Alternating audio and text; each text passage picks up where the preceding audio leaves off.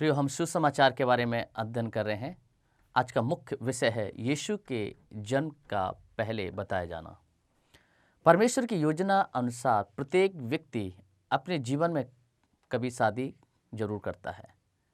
शादी हमेशा से ही एक उत्साहित करने वाली घटना है। दूल्हा और दुल्हन दोनों ही काफ़ी तैयारियां करते हैं और योजना भी बनाते हैं, जिसमें बहुत सारे विशेष खाना, सजावट, मेहमानों को बुलाना और भविष्य के घर के लिए सामान खरीदना भी आता है। मरियम और यीशु के धरती के माता पिता अपनी शादी की तैयारी कर रहे थे। तभी कुछ अविश्वास करने वाली घटना घटित होती है, जो कि बहुत बड़ी समस्या में बदल जाती है, क्योंकि वे दोनों विश्वास करने वाले और आज्ञाकारी थे।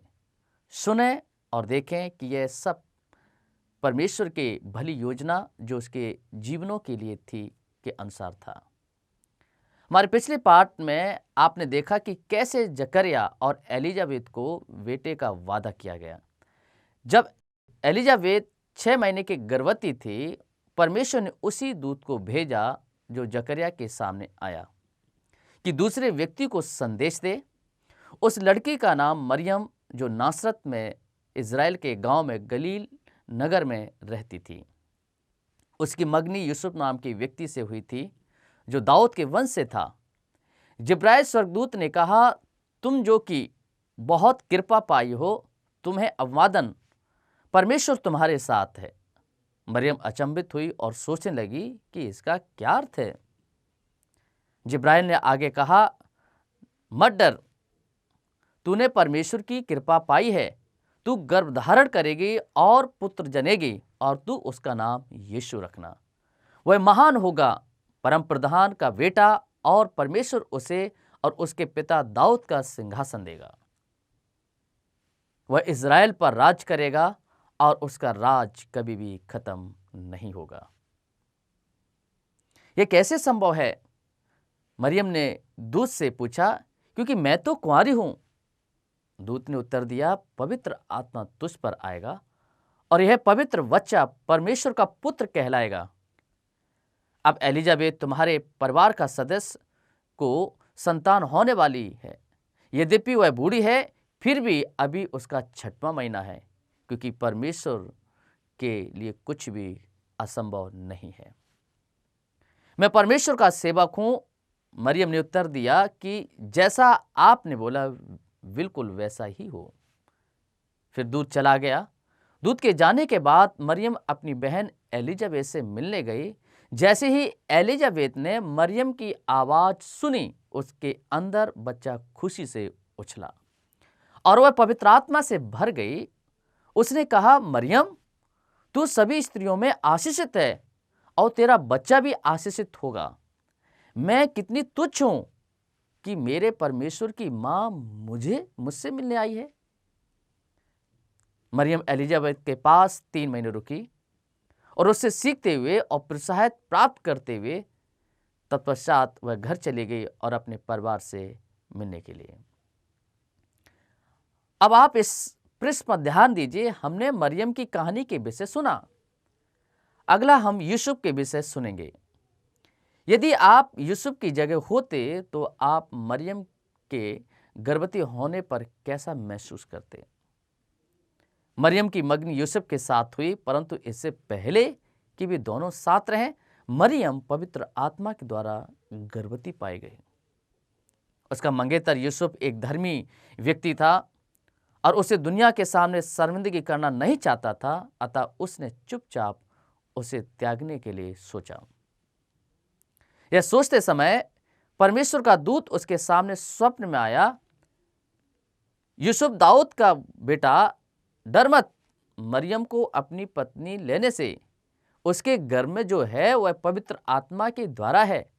वह पुत्र को जनेगी और उसका नाम यीशु रखना, अर्थात यीशु बचाता है, क्योंकि वह उसके लोगों को उसके पापों से बचाएगा।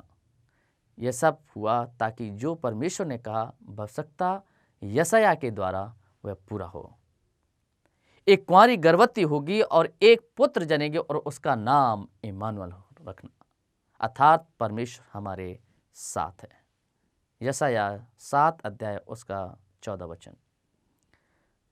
जब यूसुफ जागा, उसने दूत की बात मानी और मरियम को अपने पत्नी के रूप में ले आया, परंतु वह उसके समीप ना गया जब तक उसने बच्चे को जन्म ना दिया, और उसने बच्चे का नाम यीशु रखा।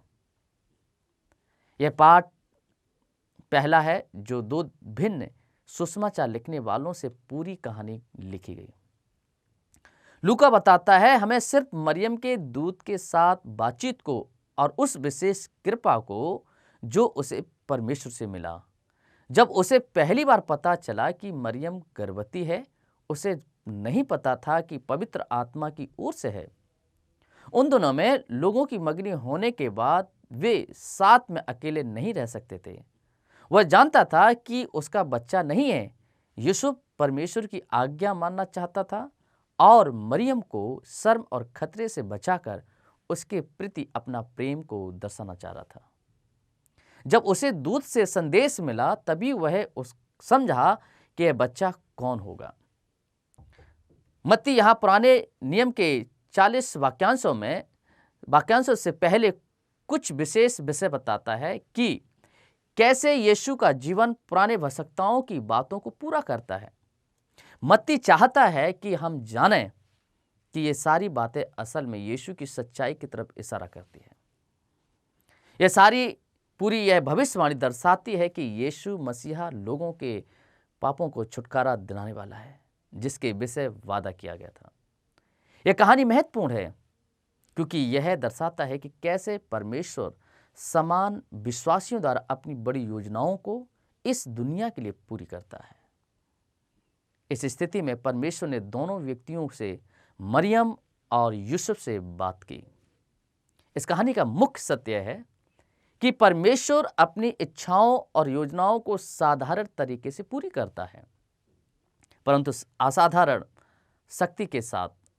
यीशु स्वर्ग से किसी योद्धा की तरह नहीं उतरा, वह एक बच्चा बन के आया, असाधारण गर्भधारण होने से। आइए पाठ को दोहराएं। प्रश्न नंबर 1, परमेश्वर ने मरियम और यूसुफ को जन्म के विषय पहले बताने के लिए किसे भेजा?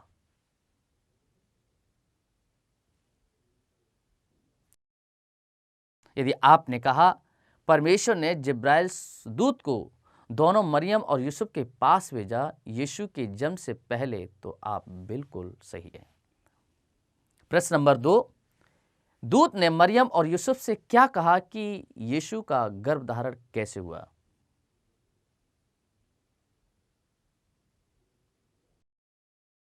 यदि आपने कहा दोनों स्थिति में यीशु का गर्भधारण पवित्र आत्मा के द्वारा हुआ, तो आप सही हैं। प्रश्न नंबर 3, यीशु नाम का अर्थ क्या है?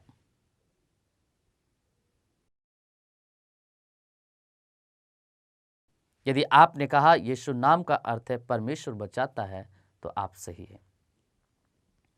गृहकार, इस कहानी को अच्छे से याद कर किसी व्यक्ति को सुनाएं जिसने यह कहानी पहले कभी नहीं सुनी। जब आप उन्हें कहानी सुना दें, उनसे प्रश्न पूछें, यीशु का नाम का अर्थ क्या है, आपके जीवन में क्या कर सकता है।